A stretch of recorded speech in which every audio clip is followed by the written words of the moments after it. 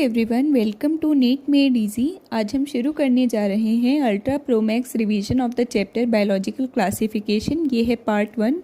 मैं क्वेश्चंस बोलती जाऊंगी, आपको क्विकली आंसर्स को रिकॉल करना है और सोचना है, फिर मैं आपको करेक्ट आंसर बताऊंगी।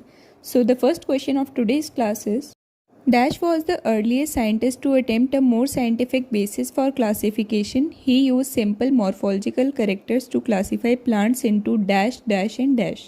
तो इसमें पूछा गया कि कौन से सबसे पहले साइंटिस्ट थे जिन्होंने साइंटिफिक बेसिस ऑफ क्लासिफिकेशन किया था। तो ये आपको याद होगा, ये बायोलॉजिकल क्लासिफिकेशन की इंट्रोडक्शन पोर्शन में ही दिया हुआ है। ये जो साइंटिस्ट थे इनका नाम है एरिस्टोटल।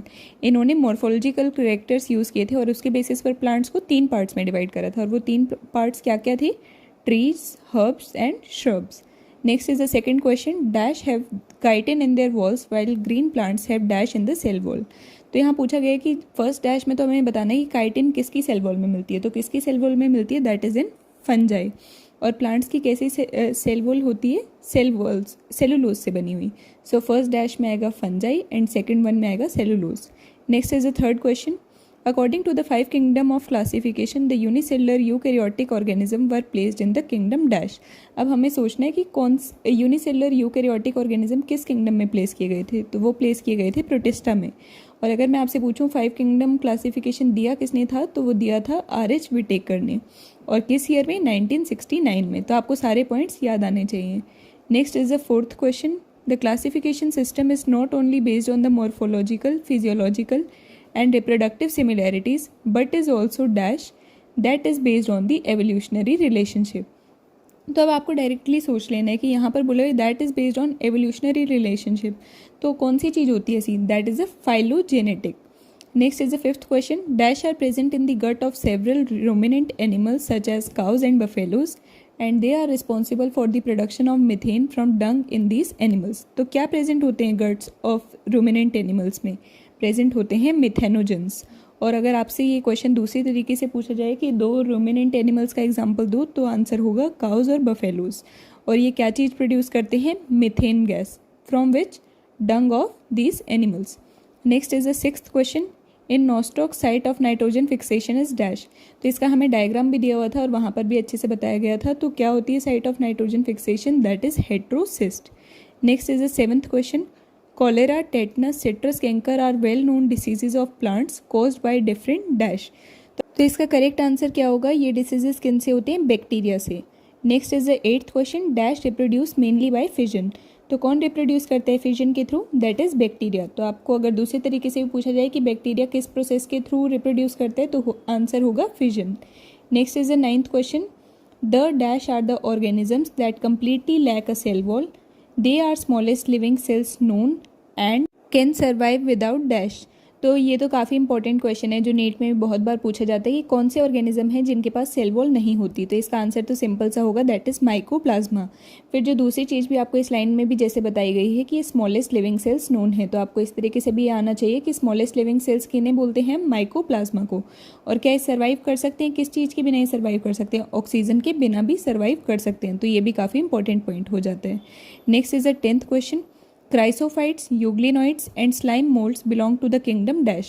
बहुत इजी सा क्वेश्चन है. किस किंगडम से बिलोंग करते हैं? Protista. Next is the 11th question. Dash group includes diatoms and desmids. अब इससे मैं पहले इस डैश को पूछने से पहले अगर मैं आपसे पूछूं डेस्मिड्स का दूसरा नाम क्या होता है? डेस्मिड्स का दूसरा नाम होता है गोल्डन एल्गी. तो आपको सारी चीज़ें पता होनी चाहिए. तो ये जो 11th पूछा गया है, तो किस ग्रुप के अंडर ही आते हैं डायटम्स और डेस्मिड्स? इसका आंसर आप प्रोटिस्टा नहीं कहेंगे. पर्टिकुलरली अगर ग्रुप पूछा जाए तो ये ग्रुप का नाम होगा chrysophytes.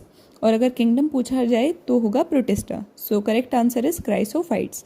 Next is the 12th question. In dash a member of chrysophytes the cell wall form thin overlapping shells that fit together in a soap box. तो ये किस चीज़ में होता है? इसका करेक्ट आंसर होगा डाई एटम्स में. तो ये भी याद रखने की सेल वॉल क्या बनाती है? 2 थिन ओवरलैपिंग शेल जो कि फिट करते हैं लाइक अ सोप बॉक्स.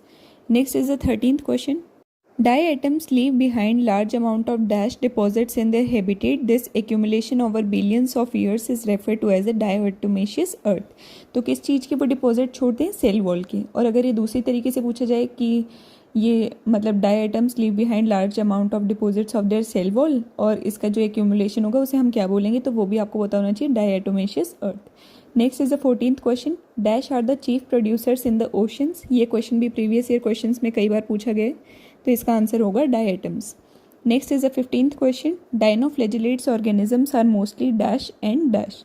तो डायनोफ्लैजिलेट्स के बारे में पूछा गया है, जो कि प्रोटिस्टा किंगडम के मेंबर्स हैं, तो वो मेनली क्या क्या होते हैं, that are mainly marine and photosynthetic. ये भी आपको पता होना चाहिए।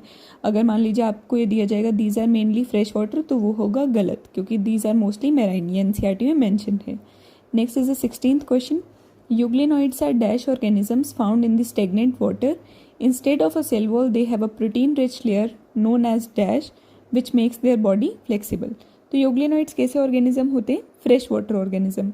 ये भी काफ़ी इंपॉर्टेंट हो जाता है, और वो मिलते कहाँ है, स्टेगनेंट वाटर में, जो कि खड़ा हुआ पानी होता है, और इनके पास सेल वॉल नहीं होती। उसके अलावा इनके पास क्या होती है, पेलिकल की लेयर होती है, जो कि क्या रिच होती है, लिपिड रिच नहीं, प्रोटीन रिच, जिसका काम क्या होता है, बॉडी को फ्लेक्सिबल बनाना। Slime moulds are saprophytic dash. तो अब हमसे पूछा गया कि स्लाइम मोल्ड्स जो सेप्रोफिटिक हैं वो क्या हैं, दीज आर सेप्रोफिटिक प्रोटिस्ट, क्योंकि प्रोटिस्टा किंगडम के मेंबर हैं। इसमें कई बार कंफ्यूजन हो जाती है कि स्लाइम मोल्ड्स तो फंगी है, नहीं, these are not the members of fungi, these are the members of protista kingdom. Very important question. Next is 18th question, under suitable conditions slime moulds form an aggregation called dash which में grow and spread over several feet. तो वो जो aggregation form करते हैं उसे हम क्या बोलते हैं, that is known as a plasmodium, जो कि ग्रो भी कर सकते हैं और स्प्रेड भी कर सकते हैं आगे। और एक और इंपॉर्टेंट चीज़ ध्यान रखनी है कि ये सुटेबल कंडीशंस के अंदर बनता है, फेवरेबल कंडीशंस में। अगर लिखा जाएगा कि this is slime moulds form the aggregation known as plasmodium in favourable conditions और अनफेवरेबल, तो करेक्ट आंसर होगा favourable conditions. Next is the 19th question, there are dash major group of protozoans. अभी हमें प्रोटिस्टा में specifically mention किया गया है protozoans topic के अंदर कि कितने मेजर ग्रुप होते हैं, 4 होते हैं, जैसे एमीबॉयड, सीलिएटेड, तो इस तरीके से आप पढ़ लेंगे। Next is the 20th question, sleeping sickness is caused by a flagellated protozoa known as dash. तब आपको उस फ्लैजिलेटेड प्रोटोजोआ का नाम बताना है, उसका आंसर है trypanosoma.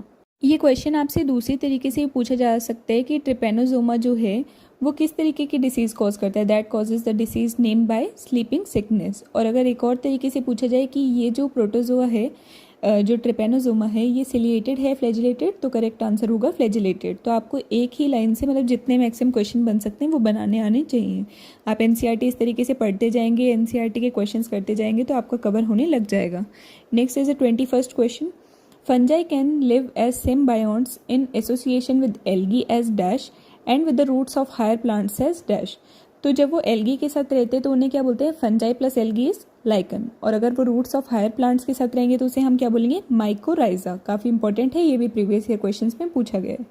Next is the 22nd question, Albugo is a parasitic fungi on dash. तो अब किस प्लांट के ऊपर होता है, ये होते हैं मस्टर्ड के ऊपर। और अगर दूसरी तरीके से पूछा जाए, name a parasitic fungi which is present on mustard, तो करेक्ट आंसर होगा एल्ब्यूगो। और अगर आपसे ये पूछा जाए कि एल्ब्यूगो जो है वो सेप्रोफिटिक है या पैरासिटिक, तो करेक्ट आंसर होगा पैरासिटिक। लेकिन हम लोग फंजाई को सोच के कई बार कंफ्यूज हो जाते हैं कि नहीं ये तो सेप्रोफिटिक है। Next is the 23rd question, mycelium is aseptate and coenocytic in dash. तो अब हमें पर्टिकुलरली क्लास बतानी है फंजाई की जिसके अंदर जो माइसीलियम है वो एसेप्टेट और सिनोसिटिक है, तो करेक्ट आंसर होगा फाइकोमाइसिटीज।